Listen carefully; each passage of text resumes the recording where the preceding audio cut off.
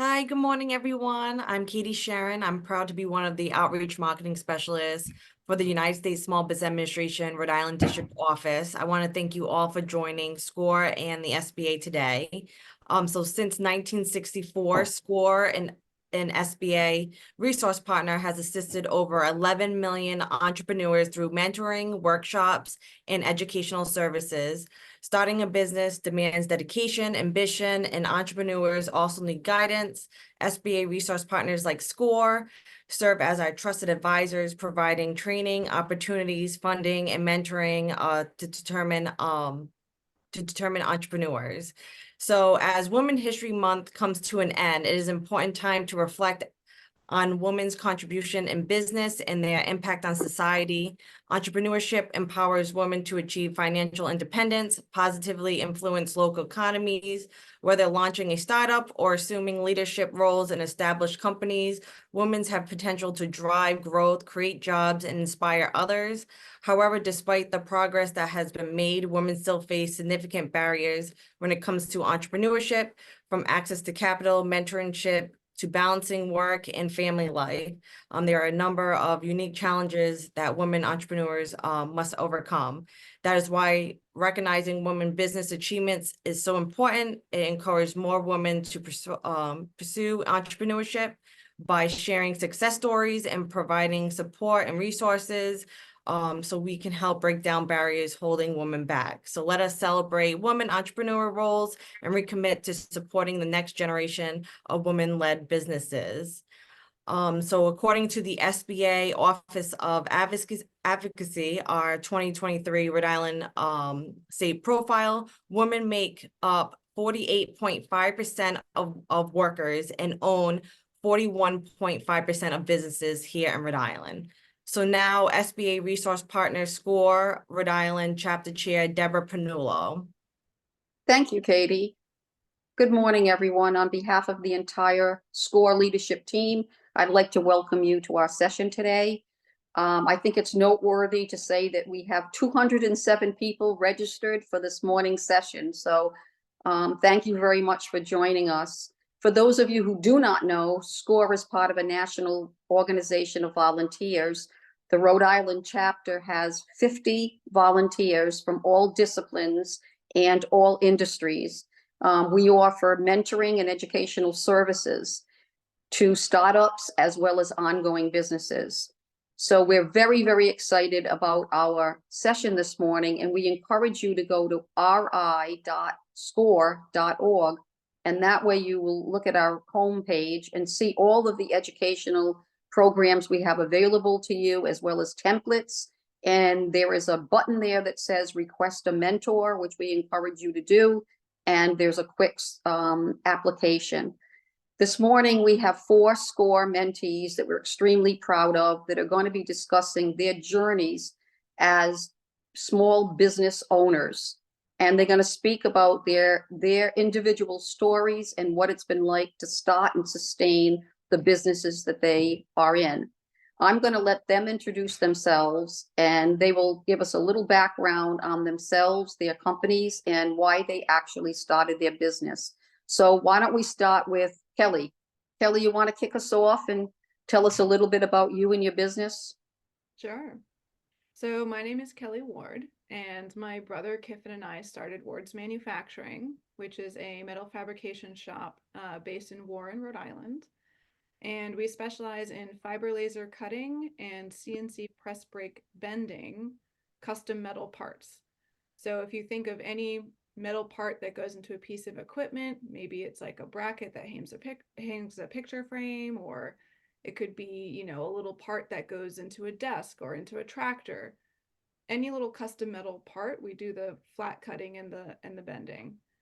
And so my brother and I both worked for equipment manufacturers that were customers of this industry. So we have understood kind of the pain points of being a metal fabrication customer. So some of that is that, outsourcing over the last several years has made it so that we don't have as many domestic manufacturers as we used to. But recently, outsourcing has become expensive. It's become slower with COVID. We still haven't normalized since we were pre-COVID, and it's gotten riskier. You know, there's geopolitical factors and even just the customer success aspect of it. We've got, you know, working across time zones and language barriers, so it's gotten tricky to get your custom metal parts if you're outsourcing. So then if you look to domestic shops, a lot of them, you know, they've been operating for decades, and a lot of them are using tools and equipment that have been around for 30 years. So they're not necessarily always, you know, the highest tech that you can find overseas. And, you know, domestic shops are more expensive, and they can often be back ordered because the demand for custom metal parts is much greater than the supply of them. I mean, you can look around any room that you're in and see, you know, little metal parts. So they're quite ubiquitous and everybody needs them. So for us, you know, my brother Kiffin is a mechanical engineer. He went to URI. And for me, I've worked at a lot of different startups over the years, mostly in agricultural technology. And so between the two of us, you know, we think of it as like he's kind of the shop and I'm the office, right? Like I have like the business acumen and he has the technical engineering expertise. And so the two of us have always wanted to start a business together. As a woman, I think it's extremely important to find a way that you can be self-sufficient and, you know, support your family and support your friends. And so for me, it's something I'd always wanted to do. And this was something that we both had experience in. And even though we're, you know, on the younger end, we decided that, you know, now is the time. And I will say, you know, we just heard a statistic about women owning, I think it was 41% of businesses in Rhode Island. Well, across the United States, only 2% of manufacturing businesses are owned by women. So that felt very important to me. Coming from agriculture and now being in manufacturing, both male-dominated industries, it felt important, you know, as a woman to start one on my own. And then also just the average age of business owners is 62, which is the age of retirement. So I think we need more young women starting businesses. So I'm excited to talk about that today. Thank you very much, Kelly. Geraldine, you want to tell us a little bit about you and your business, please? Hi, I'm Geraldine Barclay King. I am the founder and owner of Jerry's Bluffing Boutique. Jerry's Bluffing Boutique is an African-inspired retail shop that empowers the community through fashion, art, and culture. I've launched my business during the pandemic to offer a place where the community can have access to authentic apparel, home decor, and just authentic pieces from Africa. And it also was a gateway to foster conversations and to bring the community together, and to address those needs that are in distressed communities. So in Northern Rhode Island, there lack a lot of diversity, access to some authentic pieces, and I just wanted to provide that. But during my journey, it has morphed into a place where positivity is discovered and confidence is also used as a way to empower my community. So we'll hear more about my journey and how it, you know, maneuvered through the whole almost 4 years, but it's interesting, and it's also just providing a place that the community to come in and have access to retail goods, authentic retail goods. Thank you, Geraldine. That's very interesting. So I'd like to go to Anna and have her introduce herself and her business. Hi, my name is Anna Aresi, or Anna Aresi, more Italian pronunciation, and I'm the founder and owner of Aresi Translation and Language Services.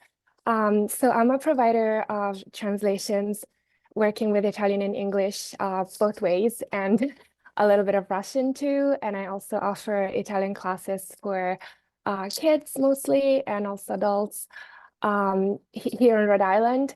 And I guess my journey has been a little bit, I'm originally from Italy. I came to the US about 15 years ago to go to grad school. I got my PhD from Brown. And I always thought that I was gonna go into academia. But then along the way, I discovered that that was not my path. And my other big passion, something I had always worked on, was translation. So I decided to kind of leave academia behind and start my own thing. So that's kind of how I got started. And then I have always been really interested in language acquisition and kind of, how do people learn a language? And then when I had my children, I have 3 children now, I realized that they were basically going to be trilingual because I speak Italian and my husband speaks Cantonese. So I got into that too. So childhood language learning. How do kids learn a language, and especially when they're exposed to more than one? So then I kind of studied that part too, and I started working with families who are trying to raise their kids bilingual or even with more than one language. So that's become another big thing of what I do, and it's actually something I really love, something I was not expecting. But so yeah, so I guess my business sort of brings together a lot of my interests that are not necessarily related, but I like to say that in general I aim to build bridges and make connections among places and times and cultures, and to contribute to building a more open, multilingual and multicultural society that's more receptive to different perspectives. Thank you, Anna. Thank you. And last but certainly not least, Jasmine. Hello, everyone. I'm Jasmine Mendez. I own Thrive Cakery, and we are a premium cookie shop specializing in flavors that will bring you nostalgia and joy. A lot of the flavors that we have are extremely unique, and they come from just different memories or in my life, or cultures that I've been exposed to growing up in Boston. And I started this company in 2021, but originally I'd say it was a small seed that started when my daughter was born. I was a teen mother, and back then there just weren't a lot of options. So I started by doing something I love, which is to bake, and I made cheesecakes to support her. Over time, I was able to get my degree from Johnson & Wales, and I was able to move into the workforce. But there was a pivotal point during COVID when I felt a sense of instability, and I felt that I needed to take charge of my own destiny and my own path. And I decided to take a leap of faith and start Thrive Cakery as a way to kind of build my own legacy for my own family, and just be more in charge of my success. And so this is a really special business for me. It definitely feels like another baby. Yeah. And I think our mission is just to bring you nostalgia and joy in every bite. We've got that hefty cookie, the great flavors, and it feels really good to finally get to a point where I can go down the street and someone goes, "Cookie lady." So thank you. Yeah, thank you, Jasmine. It's interesting to me that each one of you in your own way has mentioned culture, and you've mentioned women, and it is so appropriate for today's session that you bring those items up. So my first formal question is going to go to Kelly and Anna, and it is, what personal characteristics do you believe are required to start and sustain a small business? And during this journey, did you realize anything about yourself? Let me start with Kelly. I think beyond a lot of the characteristics that we hear oftentimes, right? Like you have to be hardworking, passionate, you know, et cetera, et cetera. I think if you go beyond those things, I think having tools to understand how to manage your energy is very critical, or at least that's something I learned about myself. So I'm in the early days of my business. Even though I've been working on it for over a year, we've only been operational since January 15th. So I'm in the crazy kind of beginning stages. So it's not really natural to work 12 hours a day, you know, 6 or 7 days a week, but that's what you have to do oftentimes in the beginning, right? And so I think finding out what works for you to maintain your energy is really important, and it's an ongoing process. So whether it's yoga or talking to mentors or taking breaks with your family, whatever it is, right? So that's something that I'm, you know, still actually trying to figure out. I think it's an ongoing process. I think another thing that I learned is letting go of, you know, your ego, your drive for perfectionism. I'm the eldest daughter of 3 kids, 2 younger brothers. So there's, you know, that kind of need for control and perfectionism.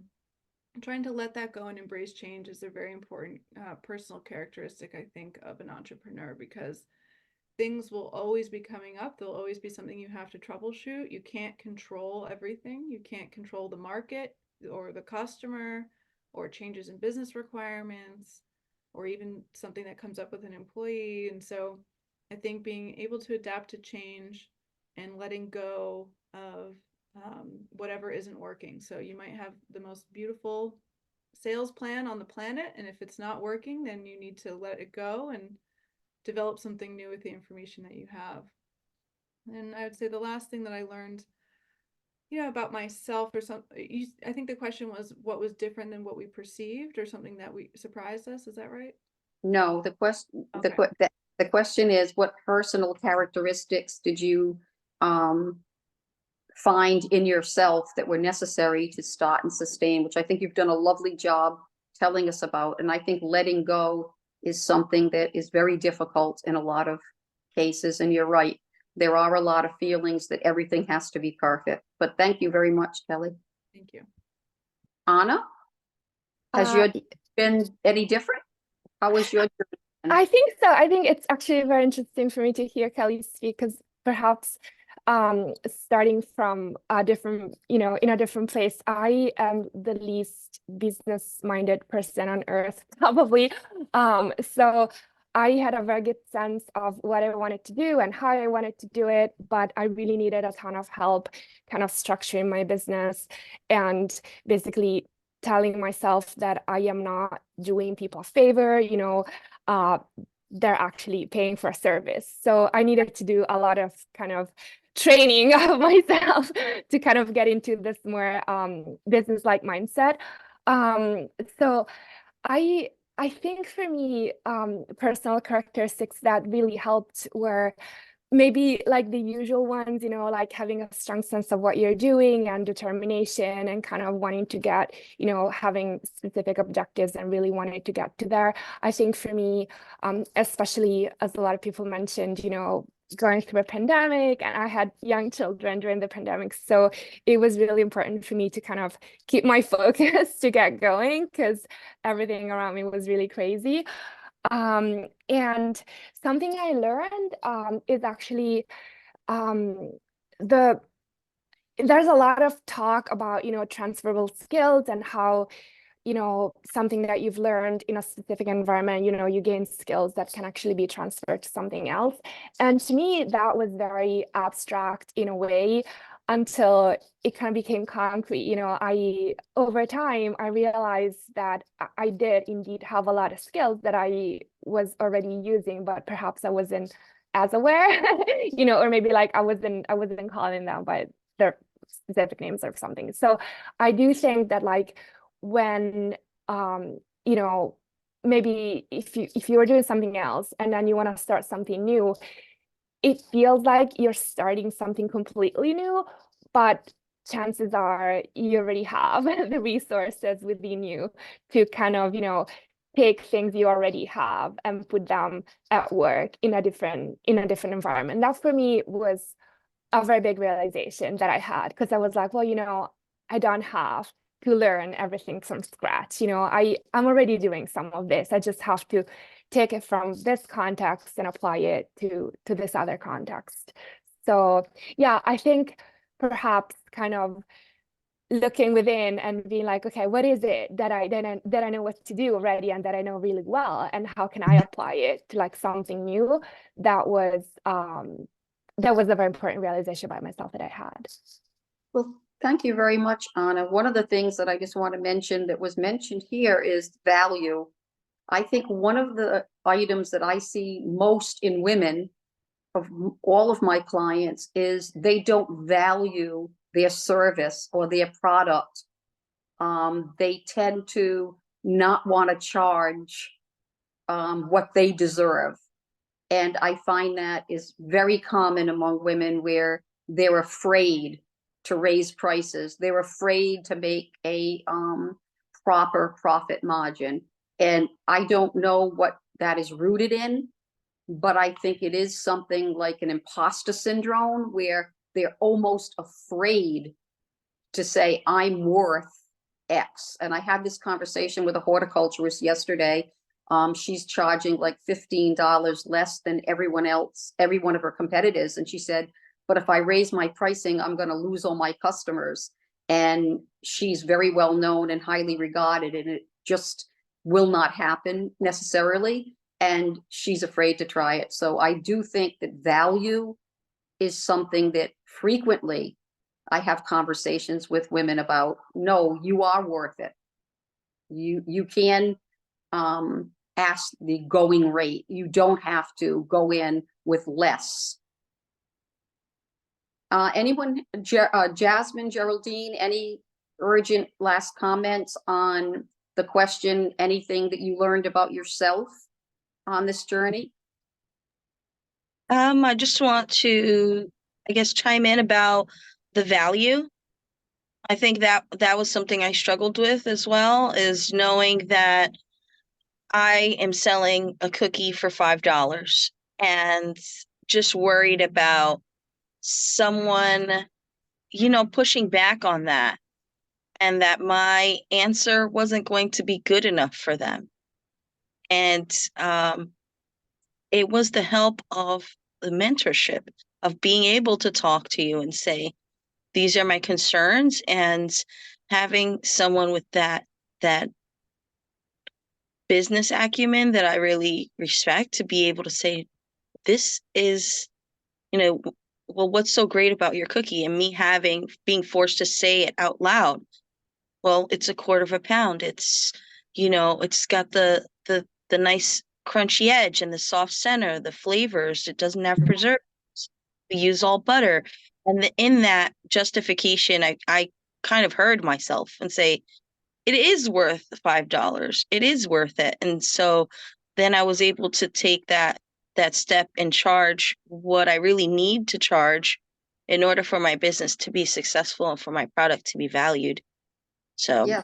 I do think that it's a struggle, but I think that having that good support and really the discussion with yourself about what makes your product valuable, like, as you try to justify it, that's it. That's the sale. That's the reason. Great. All right. So I'm going to stick with you, Jasmine and Geraldine, for the next question. How has starting and sustaining your business differed in reality from your initial perception as to what it was going to be like to start and run this business? Geraldine, you want to start us off? Well, my start, what it started off as and how it ended up was, it was supposed to be more of a pop-up. And it was just something that I did to just kind of test the concept to see, is it something that the community may want? Is it something that is needed in the area, even though I may think it's needed, but is it something that's needed? So starting off as a pop-up and wasn't sure if it was even going to remain open past Black History Month was a different story. So folks really needed it. Folks really wanted it. And the resources that I needed to be equipped with ultimately became available for me to try to take the next step. So I went from a pop-up to a retail, and that retail shop originally was birthed for the different diversities living in the community, but primarily the Black Americans. And my initial thought was, here it is during the George Floyd, incidents, and race was a huge part of the conversations. I wanted to offer a safe space for those conversations to take place and ask those uncomfortable questions. But the Black American who were sustained, like just living in the US, that was my main target audience. And I found that I really didn't get that demographics in my shop. I had all the other ethnicities and race coming in more so than the Black Americans. So starting off and knowing who you felt that you wanted to appeal to ultimately did not become my customer base. So that was a wake up. And it also taught me a lot that, and going back on the value question is the same way, where you know how much you need to charge for your products. And when I realized people had, oh, your prices are too high, I ended up didn't adjusting my pricing. I kept my same model of unique quality and one of a kind as still in my branding. And I just pivot. So for those who really value the product and wanted it, I focused my energy on them. I did not focus my energy on those that felt that the product was too expensive. So That's an excellent point. I have a question for you, Geraldine. When you found your target market was different than you initially thought it would be, how did you make that pivot? Did you change your marketing? Did you change your approach? Did you change your inventory? How did you pivot that? Because that is a critical strategic change for you. So how did you accomplish that? I did not do a major pivot. I pretty much was monitoring what items that they were drawn to, and found that I thought it was more of a community base of people who were going to come in, but I found more corporate, Huh. educators, professors, VPs. Those became more of my customers that valued what I was bringing, storytellers. And it was just, oh, okay. And then my husband also would accompany me at a lot of these trade shows and conferences and different meetings. And he's more of an observer. So he would bring it to my attention and say, I don't know if you realize, but your customer base are XYZ. So then I started appealing more to that demographics and I didn't disregard the others, but I did let them know that I do have other products that were not as high. So if they're looking for candles or body butters, they may still say it's expensive, but it's still something that they can buy if they felt like they had an obligation to still support my business. And I appreciate that, wholeheartedly, but it was just something I had to pivot and focus a little bit more of my marketing branding on those individuals who really wanted it. Excellent, thank you. Jasmine, how did your reality differ from your perception when you first thought to open Thrive Bakery? I think there were a couple things that are really different, and one of those is the desire to own a bake shop that is staffed, that has, specific hours. And I think along the way, I realized that getting out in the community and being able to go to different places was really key for getting myself out there, and finding locations where my customer base is able to get to. And just knowing that my business is in Rhode Island and kind of analyzing that, us, we don't want to drive more than 5 or 10 minutes. And if we have to go to Providence and there's no parking, we're not going. So it was just one of those things where I had to really think about my customer and what makes more sense to them. And also redefining what success means when you don't have a bake shop. Because I feel like for a lot of my customers, they feel like, Jasmine, I can't wait till you have your own brick and mortar shop. And I see so many bills when I think of a brick and mortar now that it's not my ultimate goal. I think, moving away from that and finding the best way to reach my customers and add the value and convenience to them was something that was a lot different than what I had originally expected. As well as the time constraints. I expected I own my own business. I'm going to be able to manage my time and everything, it's going to be like a 9 to 5, but it'll be my own. And it's more like a 9 to 9, Monday through Sunday. So it's definitely an adjustment. And then over time, being able to manage that and do better at managing my time, and still realizing that it's more than a full-time job to own a business. Jasmine, a couple of things. You are shifting a lot from B2C to B2B. And I know in 2024, one of your main goals is to develop a broader client base for business. Can you just speak to why you found it necessary to go beyond selling direct to customers to now looking for business partners? Yes. Well, I think throughout the journey, I found that I had building these relationships and being out in the community, doing markets and vending at different events. I caught the eye of different businesses that then reached out to me based on, different things, not just the cookies, but also the fact that we're woman owned, or LGBT owned, it's a minority owned business. So when businesses and corporations and organizations are looking to support, these are things that are important to them.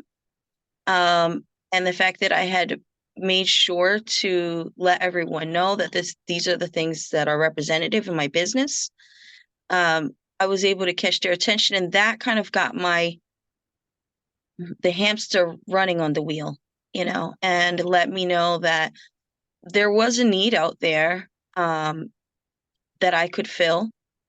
And in addition to that, like right now, we were talking about a business kind of fluctuating. A lot of people feel like it's slow.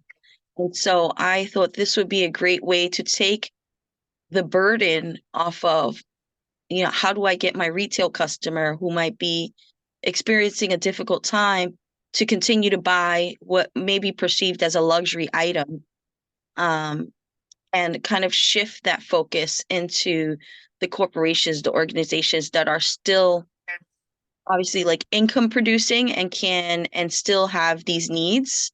So just shifting the focus a little bit, and then figuring out how to reach out and how to form these relationships. But really, it just took that one business to reach out to me to kind of get me thinking about what else my business could do. Excellent. Thank you very much. So we're going to go to the next question, which I'm going to ask of Anna and Geraldine, please. As women, we try to do it all. What have you learned from a lesson that you'd like to give a tip to those participants that we have? Did anything ring out to you as you were starting and running your business, trying to do it all yourself? And what tips could you give to our participants on perhaps a tool or an avoidance that you may be able to suggest? And I'd like to go to Anna first.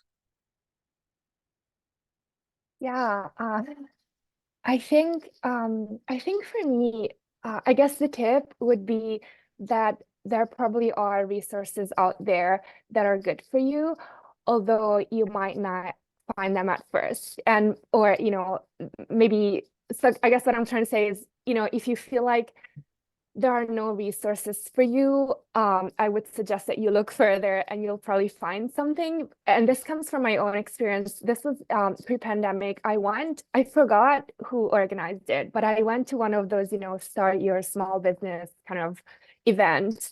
And it felt like that wasn't for me because they were talking about, you know, maybe more because I guess I'm a service provider, so like, you know, it was all about like zoning and licenses and kind of, you know, when you have your own physical space, and that didn't apply to me. So I was like, oh, okay, I guess, you know, this is not for me. Like maybe they're talking more to other kinds of business owners. And so then I kind of quit. Like I let that go and I tried to do things on my own for a while. Um, and then I ran into SCORE kind of almost by chance because I was looking somebody to help me out with a legal contract. And that's actually how I came across Deborah. And then she was like, oh, I want to mentor you. And then basically this like huge range of resources opened up to me that I think I could have used years ago. So instead of like trying to do it on my own, I could have used a lot of resources like further, like much earlier in my journey. And that was because of that one experience where I felt like it wasn't speaking to people like me. So yeah, I guess I would encourage people to keep looking, to know that like the resources are out there. And I think especially if you're like, you know, for women and minority, there's like special grants that you can apply for. And yeah, like a lot of resources that are available. Great. And I think starting early is a very important. A lot of times, clients will come to SCORE into their journey to the point where now they have a lot of questions and they're getting frustrated, where if you start even in the beginning, you can avoid certain pitfalls. Geraldine, are you Yes. do it all, and what tips can you give other women not to try to do it all? That is my day, my life all day. So of course I knew and I made myself aware of the type of person that I am and the mental space that I needed. So I know that being a small business owner was not going to be something easy. It was going to be some bumps and humps along the way. And for my sanity, I intentionally did not open every single day. So I needed time to just not be available to the public full-fledged. So, you know, as a retailer, you're supposed to have the doors open every single day as much as you can. I just said if I did that, I would not be open. I would not be on this conference call. I would not be on this webinar because I know I would get burnt out. I would have anxieties. And so I intentionally took days off to juggle all of the other things as a mother, as a wife, and just for my mental well-being. And so I still have it available where people can make appointments, but I just didn't want myself just available 7 days a week, 24 hours. So time for yourself to reset, rethink, and have the ability to go to your doctor's appointment. Take your kids to the doctor's appointment. Those things may happen and you just, I needed to have that. So that was the way that works for me to be able to juggle everything that I need to do. Now, when it came to the business and the things I didn't, that they were not my strengths, I reached out, I did networking, I attended different workshops for me to get those resources, and SCORES was one of them. And but like anything, it's not cookie cutter. So if one organization provides something that you need on one end, then you go to that organization. If you go to another organization, so you just find your fit for your personality and your style. So being able to tap into those available resources has helped me, and it opened up a variety of other resources and things I didn't even know were out there to help me with my business. So sure, time for yourself, and also tap into the network and the resources that are available to you. So keep complaining, keep talking. Somebody's going to hear and say, oh, I did this and I had the same problem. So I think you might want to consider going XYZ. That's So excellent. And that leads me right into the next question for Kelly and Jasmine. What type of support system have you developed? And who are some of those organizations that, as women, you've been able to rely on? Because I think everyone knows that there are resources out there, but navigating those resources and finding the ones, as you've all said, that fit your needs, and they may differ.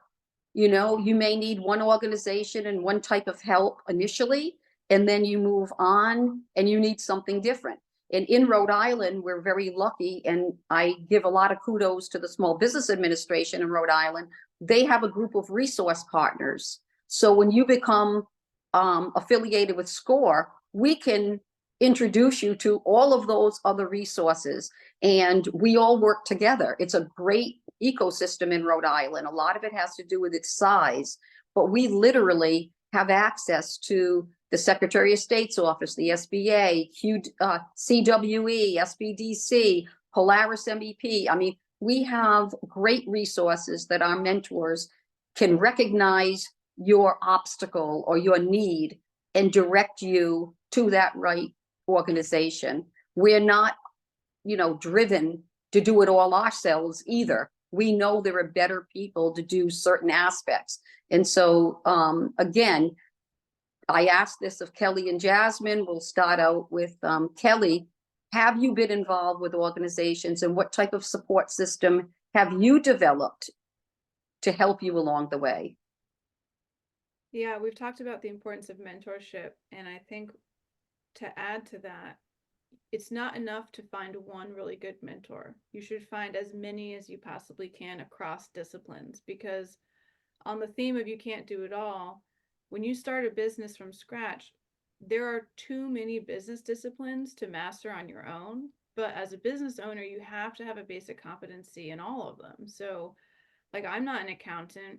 I've never done HR, and if you don't know how to do sales or procurement or whatever, you need to find someone in your orbit who is an expert in those things. And so I have some formal mentors. So I have a SCORE mentor. We have 4 mentors through RI Hub. We also do SBDC. And through those formal mentorship programs, I have someone with legal background who I can go to if I have a question. I have someone with marketing experience, which is one of my weaknesses. And so anything that I need, I have someone who has that discipline. And so you can create almost like a dream team of mentors who can help you in all these different ways. And beyond the formal mentorship, there's also these incredible programs that my mentors have introduced us to. So because we're in manufacturing, it's a very specific business. And most of my mentors actually don't have manufacturing experience. I have other personal mentors who do, but most of the don't. And so they introduced me and said, okay, go to Polaris MEP, go to, Rhode Island Manufacturers Association. There's all of these groups that can help my business specifically. And they've been able to directly introduce me to customers, and they've been able to, come visit the shop and see how we're doing things and offer improvements. They've been able to recommend me to vendors, suppliers. So it's critical to have mentors across disciplines who can then help you tap into these other organizations. Find your Chamber of Commerce. Mine is the East Bay Chamber of Commerce. They're helping me present a ribbon cutting for our launch party tomorrow, because we've only been in business for 2 months. And on that note, at our launch party, we're having Senator Whitehouse, Governor McKee, and Congressman Amo come to give remarks. And I never could have gotten that kind of a stellar cast at our launch party if not for the mentors that I had made who were already tapped into all these different ecosystems. Rhode Island, we're really lucky. We have access to our government in a way that a lot of other states don't. I probably, if I lived in California or Texas, wouldn't get the senator at my launch party. So yeah, I think mentorship across disciplines is really key. And the last thing I'll say is if you have gotten funding, if you get funding from the right people, they can be really good assets for you. So we got a SBA loan to start our business, and both our bank, which is Bank Rhode Island, and also Commerce Rhode Island, Commerce RI, have been critical in helping us, because if you think about it, the incentives are aligned, right? They have a financial stake in me doing well, and I have a stake in, you know, doing well for them. And so they've been very critical into helping me network and all of that. So yeah, I would say spread spread your mentorship as far as you can. Great advice, Kelly. Thank you. Jasmine, do you value having a support system, and who have you worked with throughout your business journey? Absolutely. Well, there are so many places because especially the way I started my business, started with a few $1,000s saved up.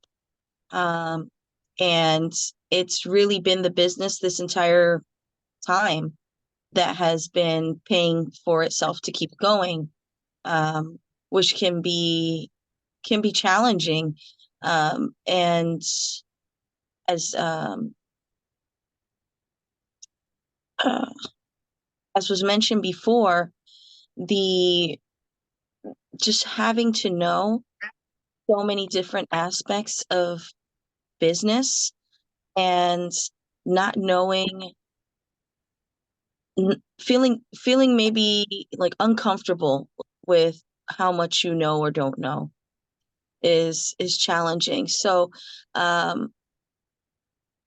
think that having a SCORE mentor has really been key to me, in keeping me on track and um, helping me find other resources. So through my mentor, which is Deb Panulo, and we were able to rope in Chip Leakus, who helped me tremendously with making sure that my LinkedIn accurately reflected the professional that I am today.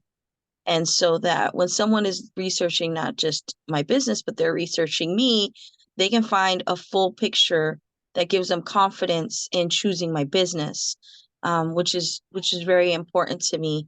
And on the other side, you know, there were legal things like a catering contract. Sometimes you get a contract for a large sum and it makes you nervous.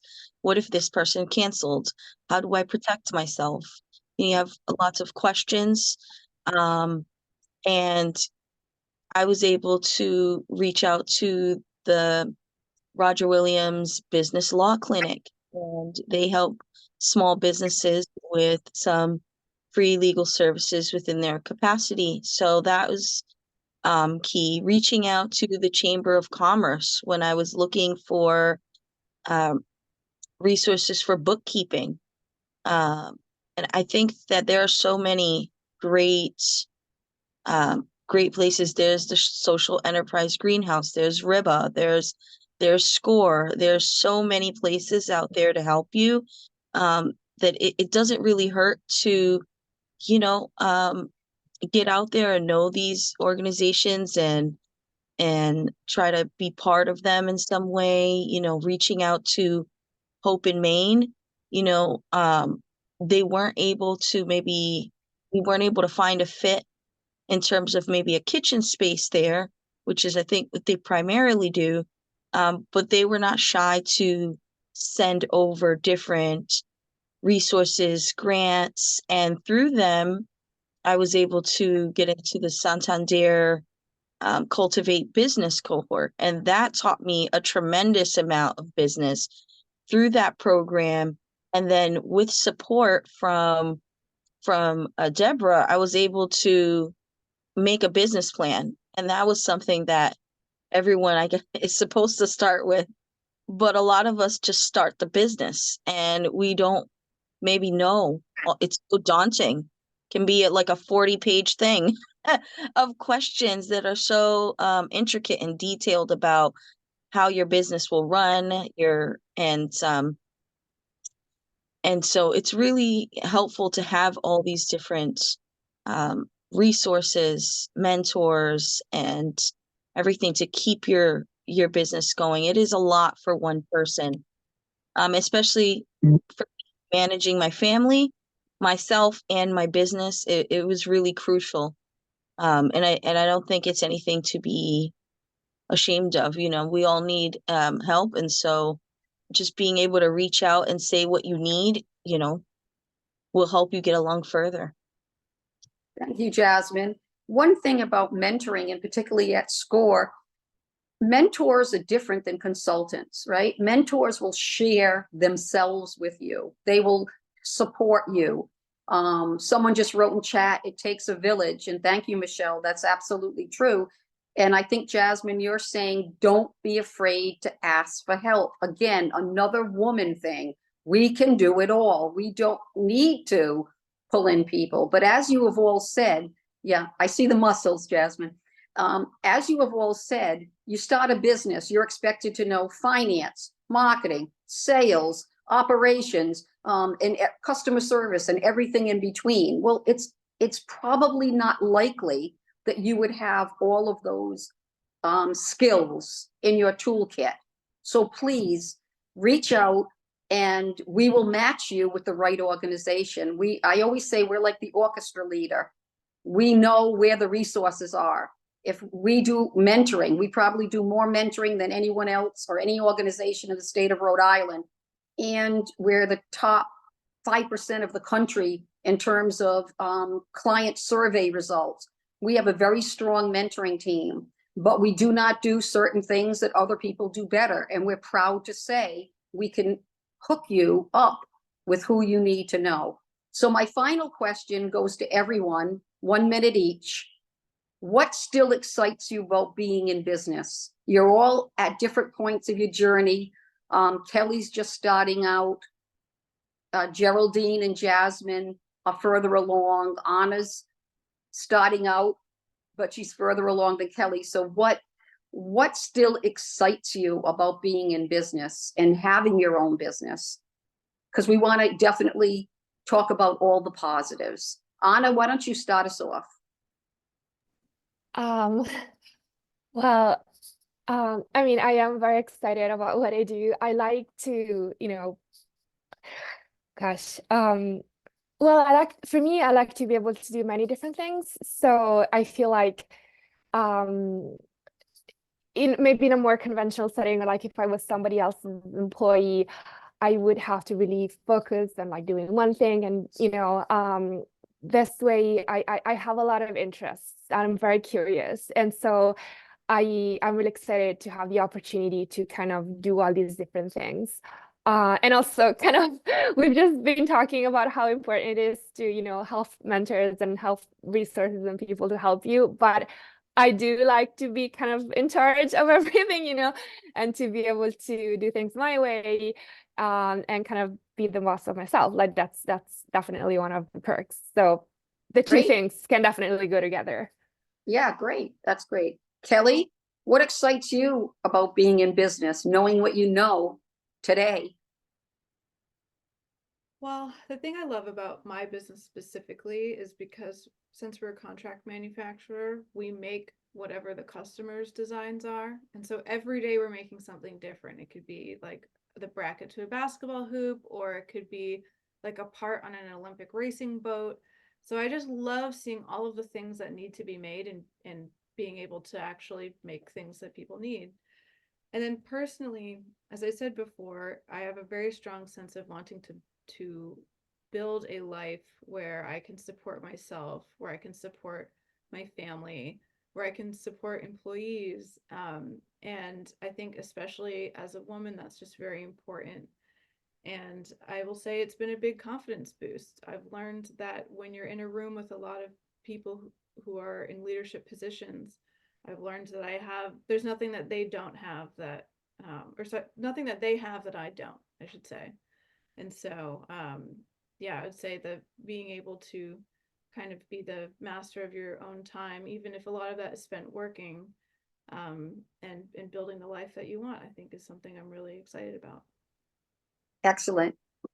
That's our 5-minute warning. Jasmine, what excites you about owning Thrive Cakery, knowing what you know today? What's really exciting for me is that a few things. One is being able to create something new, and something that really just makes people smile and makes them happy when they take that first bite and their eyes light up and they give me that look. You made this? Yes, I made that. It feels really good to know that something that you're producing, that you're making, that you created is making people happy and giving them that, just a little perk in their day.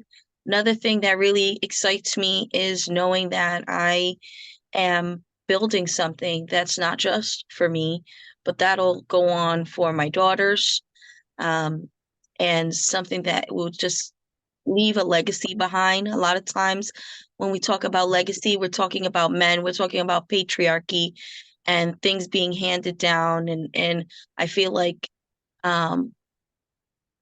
we don't have enough things that we're handing down. And so I wake up, I'm excited to do this because I know that I'm laying a groundwork that will help my family go on for generations. Excellent. Geraldine, you want to answer this question? And again, last but not least, what excites you about being in business? What excites me is basically being the connector, a connector that's making an impact in my community, the connector of goods, homemade goods to the general public, authentic pieces, and every piece has a story, and I'm able to share those stories of the makers of those pieces and just making a huge impact in it. When people walk by and they see the logo, they say, "Oh, you're that Bluffing girl," so now I'm being recognized as the Bluffer Joe girl. But it may just be a word, but it's also just letting folks know that the diversities live here and they exist, and fulfilling a need and making a social impact in a community that have not seen something like this. So that excites me more so than anything else. The products might come, they may go, but that logo and that imprint that you've made and a difference that you've made in the community is what keeps me going. Oh, thank you, Geraldine. And so thank you, panelists, for the formal aspect of this. Katie, do we have questions in the chat room? Sheila, she just mentioned she lives in Boston. I was wondering if she needs to be a Rhode Island resident to get a mentor in Rhode Island.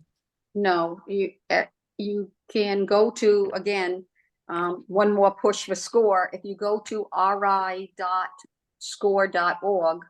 you can request a mentor on our website.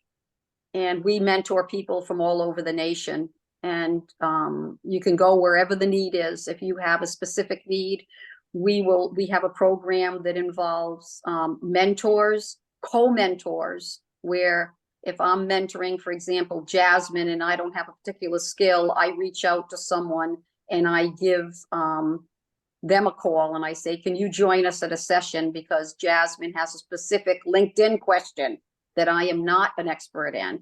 Or we can search in our database more than 11,000 mentors and find the exact expertise that you need for your discipline in your industry. Again, just like you don't know everything, not every mentor knows everything.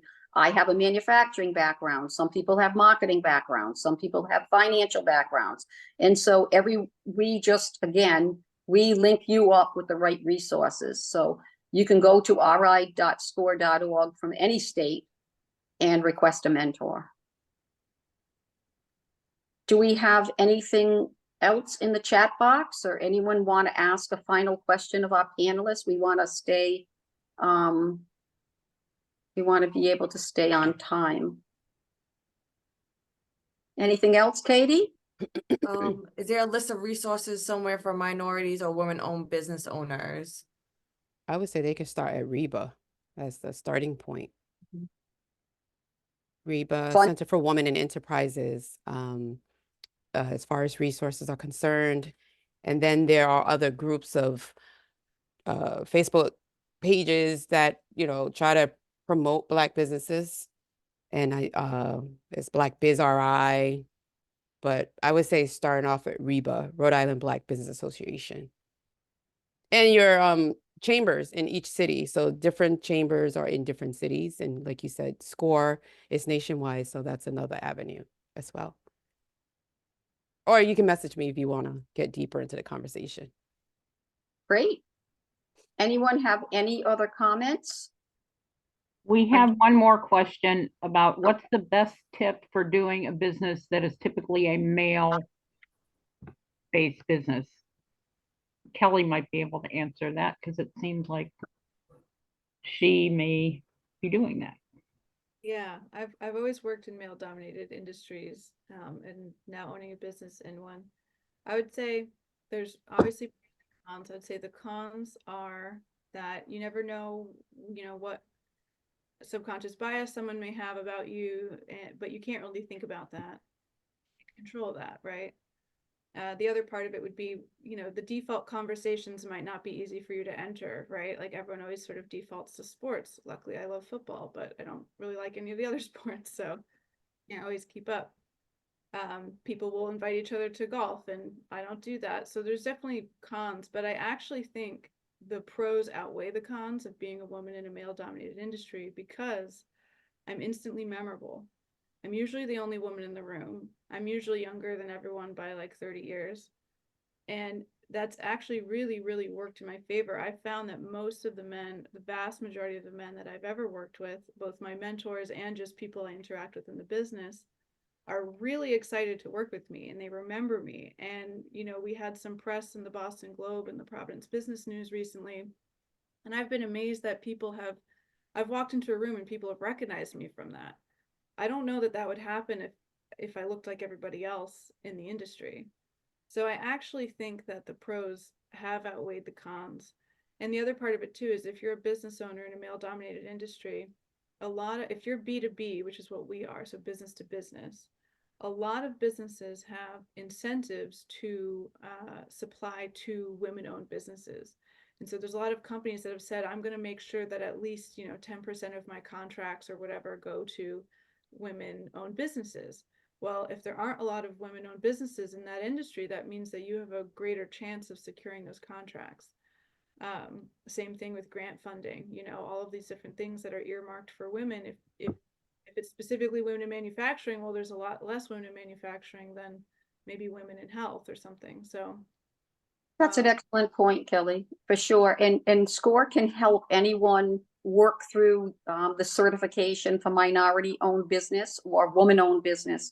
And we certainly encourage everyone to reach out because I think as we move forward, and I know Dan McGee, our governor, is putting a lot of effort behind getting individuals who are minorities and women certified so that they can do business when it's appropriate with the state of Rhode Island. And I think one of our panelists mentioned that a lot of businesses have a corporate goal of doing businesses with women and minorities. So yes, as women, we should be taking advantage of all of those opportunities and grants. Jasmine is the queen of grants. She knows how to research, she knows how to get them. And she's been very, very fortunate to be part of several programs where they have supported her and her business. So don't be afraid to apply for programs for grants. Any other questions before we conclude our presentation today?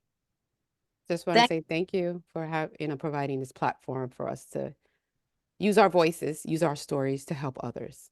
Thank you. Thank you. And I thank each and every one of you because I think as women help each other, and this is a whole different conversation, but as women help each other, we will all get stronger, right? We're not in competition with each other. We're here to support each other. And I know a lot of you look to do business with women.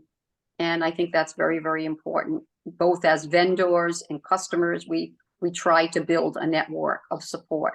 So thank you very, very much. And I appreciate everything that you ladies have given to us today. And thank you very much to everyone who participated in the session. Have a wonderful day. Thank you. Happy ladies. Women's Month. Happy Women's Yeah. Month. Thank you. Yeah. Bye. Thank you. Bye-bye. Bye.